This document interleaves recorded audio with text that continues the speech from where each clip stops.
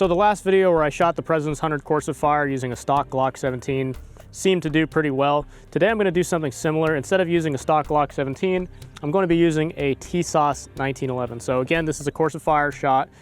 Slow fire at 50 yards, timed and rapid fire at 25 yards, a total of 40 shots. Now this Tisas 1911 is totally bone stock. This is the one I did a video on quite a while ago. The only thing that I've done with this pistol is I've blacked out the front and rear sight using a lighter. It just gives it a much cleaner sight picture. It absorbs the light that you would get from the sun bouncing off your front and rear sight, especially since these have that rounded front sight. Having that matte finish on there absorbs all that light and gives you a real nice sight picture that lets you see your sight alignment. Of course, bullseye shooting is all done one-handed. The ammunition I'm going to be shooting today are my hand loads. These are 185 grain lead semi-wad cutters that I cast myself.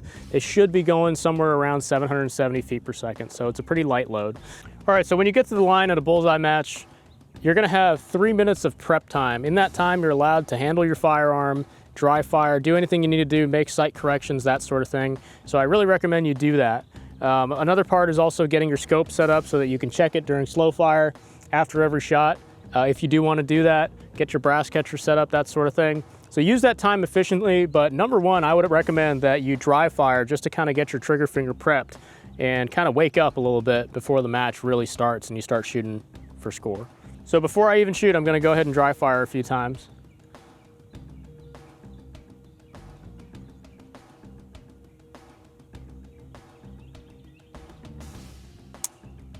And sometimes if I'm not feeling particularly steady, I'll dry fire into my slow fire time as well. But let's go ahead and get the timer started.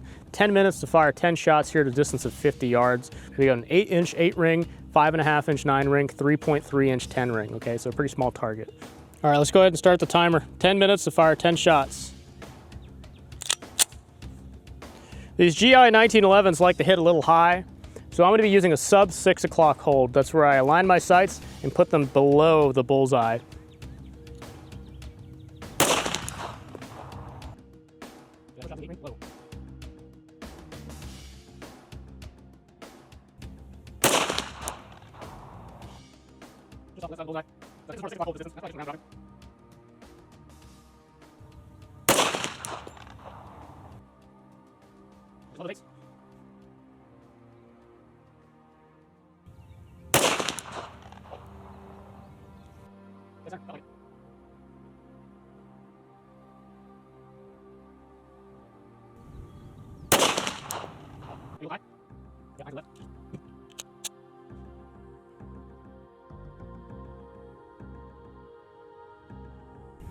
So you notice I'm closing one eye.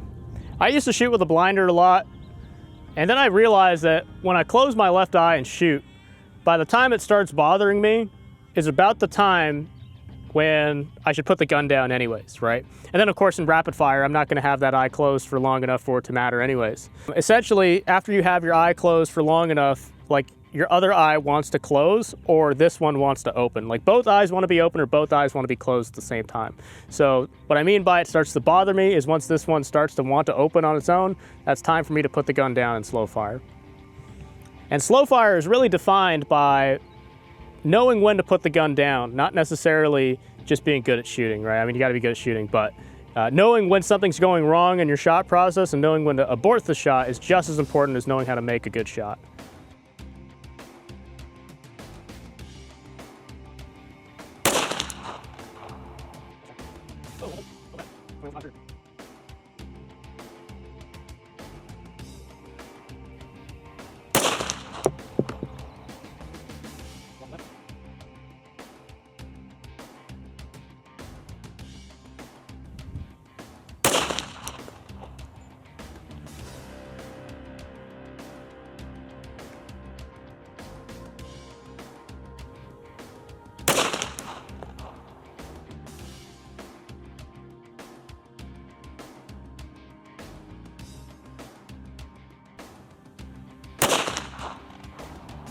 Okay, so I've got a 7, so that one is just barely in.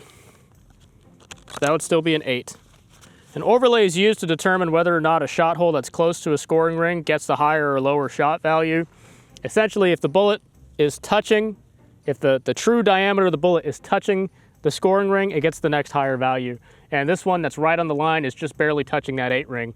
That's not including tears and stuff in the paper, right? So you'd use an overlay, transparent piece of plastic with the true diameter of the bullet on there to determine whether or not it gets the higher or lower shot value. So these two are in. So I've got 1, 2, 3, 4, 5, 6 8s. A lot of 8s. So this is an 83 with 1X. All right, so we're back at 50 yards. Just started the timer. Let's go ahead and shoot.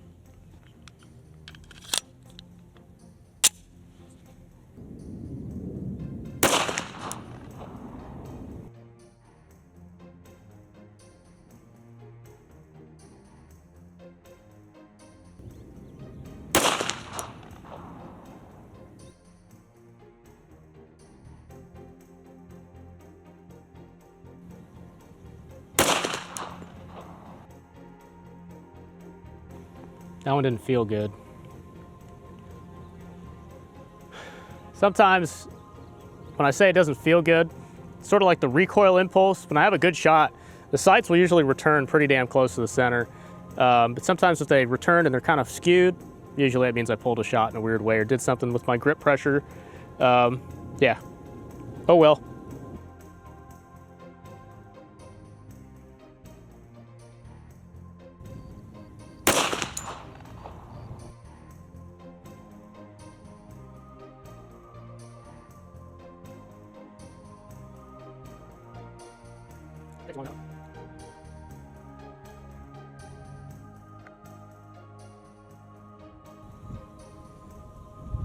Ooh, pretty windy day. Pretty windy day.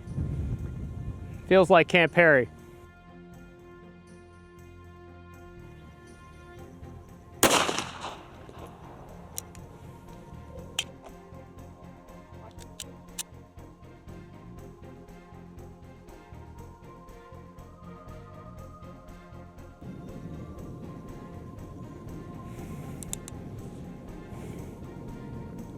You notice I clicked the hammer back right there. When I was pulling the trigger, I could feel the sear slipping off the hammer hooks. And sometimes some of these guns, depending on how the sear angle's cut, whether or not it's dirty or something's in there, when you do that, the sear sometimes won't reset all the way down into the hammer hooks. So I always make sure to kind of click the hammer back to reset the hammer hooks, or reset the sear.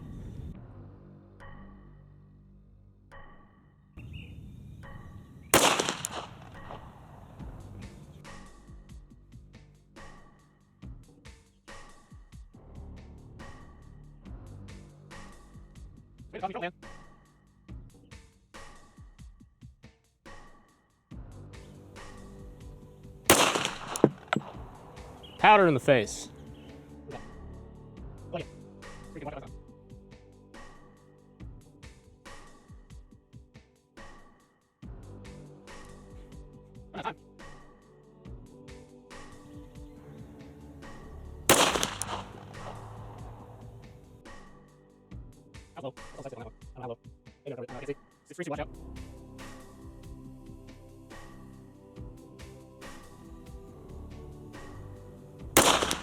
That was very high.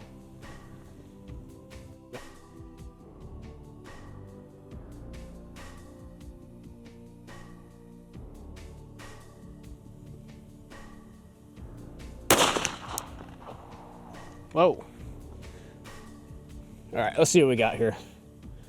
3 7s, 3 8s, 2 9s, and 2 10s. 3, 6, 9, 11, 13, 15, 16, 17, and 83 with 0x. Okay, now we're coming back to 25 yards.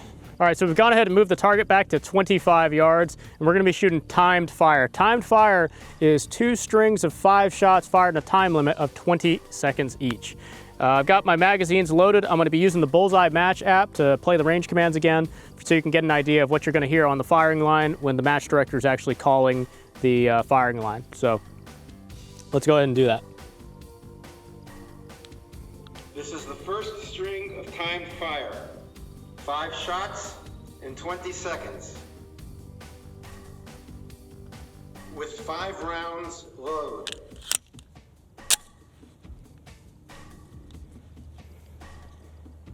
Is the firing line ready? firing line is ready. Ready on the right.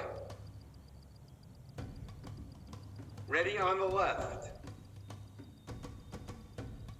Ready on the firing line.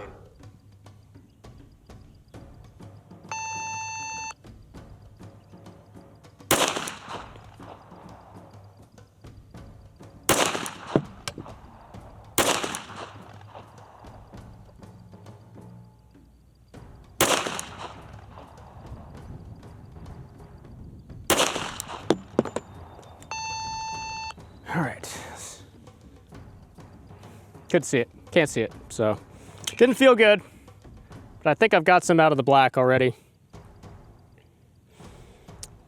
I have to say this this trigger is definitely something. It's pretty rough, and I can feel all of the roughness. Ready on the left. Ready on the firing line.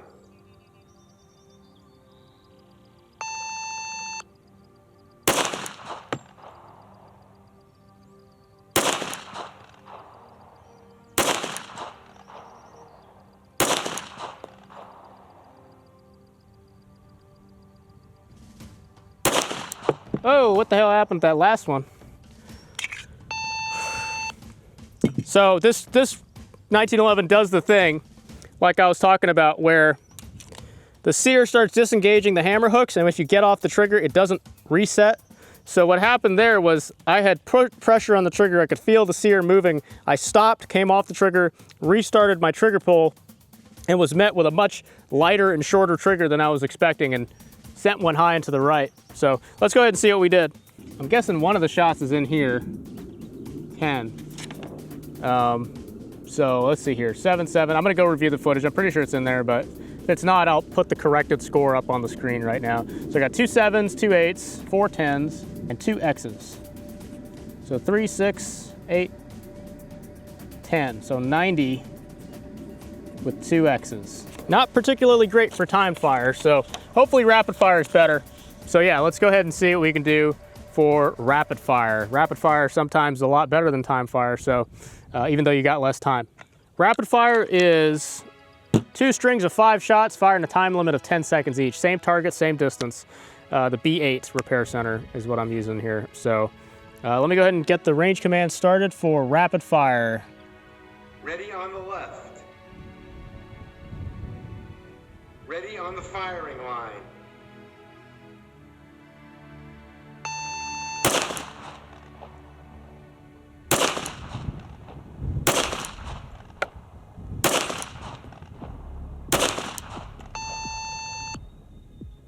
This trigger is very herky-jerky.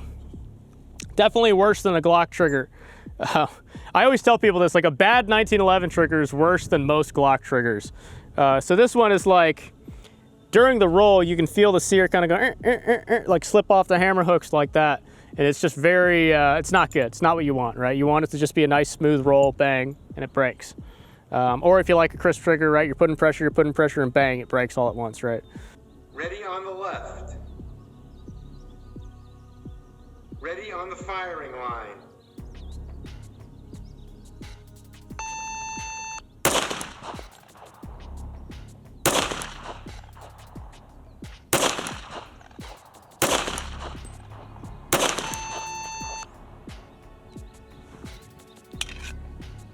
All right, let's see how we did. So I've got 1 7, 1 2 3 4 5 6 7 9s, and then 2 10s. So I should have been holding lower. I was holding like down here towards the bottom of the repair center. I should have been holding even lower than that if they were hidden up here. I mean, that would have been a good little clump of 10s right there. I mean, oh well. So let's see. 1 7 with, that's -3, 4, 5, 6, 7, 8, 9, 10. So another 90 with 0 X's this time. So my total score was a 90 on rapid fire, a 90 on time fire, an 83 on slow fire 2, and 83 on slow fire 1. Total score was 346 with 3 X's with the Tisas 1911. Last year that would have put me at 77th place. There would have been 3 people that shot a 346 3X, and I shot a higher rapid fire score than one of them, so I actually would have come in ahead of them. I would have been 76th place. after the tiebreaker. It's a double tiebreaker. So when it comes to tie breaking, if you have the same number of X's and the same score, whoever had the higher rapid fire string is used to break the tie. And then if that's tied, it goes with whoever had the higher timed fire string, and so on and so forth. It just keeps going back until, you know, eventually there's a tie break. So yeah, 346 with 3 X's and a 90 on my rapid fire target would have put me at 76th place. Now, you know, some people might be surprised by that because this is a 1911, and, you know, I shot the Glock, and I think I shot in the 350s with the Glock. But frankly, there are 2 things really holding this gun back. Mechanically, it's probably pretty accurate. A friend of mine, John Shu, who's also the national champion, he's ransom wrestled these factory, and he says, you know, from the factory, they're like 4 1/4 inch guns at 50 yards. So mechanically, they'll hold a 4 1/4 inch group at 50 yards. So that's not a problem. That's about the same as what a Glock can do as well. What really holds this pistol back are the sights. Number 1, they're non-adjustable. 2, they're very small. 3, they're that rounded over thing. And then also the trigger on this pistol is very inconsistent. So compared to the Glock 17 had much better sights and a much better trigger than this 1911. For me, I like a rolling trigger, so I don't mind a Glock trigger. I like the nice Glock triggers, especially if they're nice and smooth. Some of them are kind of herky-jerky, but even those are better than this trigger. And one of the problems I was having with this trigger is, like I was talking about, it's very inconsistent because the sear angle on this is probably not cut correctly. And I can pull the trigger and cause the sear to slip off the hammer hook slightly, and if I pull back on the hammer, you can hear the sear click back in place.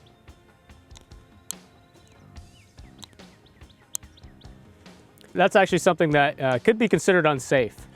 Even, right? So I'll need to go through and fix this pistol, or fix that sear angle up, because if I pull through the trigger partially, right, and I stop it right before the hammer falls, and then I set the gun down hard, there's a chance that this could drop, right? And it'll drop to half cock normally, but if it drops all the way, then the gun will fire, right? So I'm gonna go ahead and fix that sear. But yeah, this gun absolutely has worse sights and a worse trigger than a Glock 17. So like, if you were to just buy a stock gun to shoot in bullseye and try and get your President's 100 tab or something like that, I would absolutely recommend a Glock before I recommend a bone stock Tisas 1911. However, the 1911 has a very distinct advantage that you can give this hammer and sear to any of a number of people at Camp Perry, and they can clean up that angle for you and give you a trigger that feels like $1 million, right? And not only that, you can always swap these sights out. So $100 to put in nice adjustable target sights on a Tisas 1911, $55 trigger job, right? Maybe $100 trigger job. And then you have a pretty solid ball gun or service pistol at that point. The Glock 17, on the other hand, pretty much good to go out of the box, right? Especially with the Gen 5 plastic sights. You don't have the adjustable sights, but the proportions of the sights are very good, especially once you black them out. And of course the trigger is better, right? And you can swap in all sorts of other triggers for Glocks that are lighter and smoother or whatever. Just make sure that it's 4 pounds. For service pistol, your trigger weight has to be 4 pounds minimum. Hopefully this is more proof or more evidence here that you really don't need a particularly great pistol to start shooting bullseye. And if you do get a 1911, like I said, one of the advantages is you can upgrade them over time. You can get this rebarreled, and you can get it welded up and refit, and you can have a gun that shoots, you know, 2 inches at 50 yards if you hand it to the right gunsmith. In fact, John Shu, again, the national champion, he does that. He welds these up, refits them, and he said some of them shoot pretty damn good. Easily enough for what most people's needs will be for service pistol. And but the big thing, of course, is making sure they've got good usable sights on there, making sure it's got a good consistent trigger in there. And of course that it runs reliably, which this pistol did run completely reliably with my hand loads today, so I'm pretty happy about that. Again, I didn't even know if this gun was going to run reliably with my hand loads, so this is my first time shooting it in probably 2 or 3 years. Thank you all for watching. Thank you especially to my channel members and Patreon supporters for supporting the channel directly. You can become a Patreon supporter or channel member by clicking the relevant links on screen or in the description below. Thank you all for watching, and have a good day.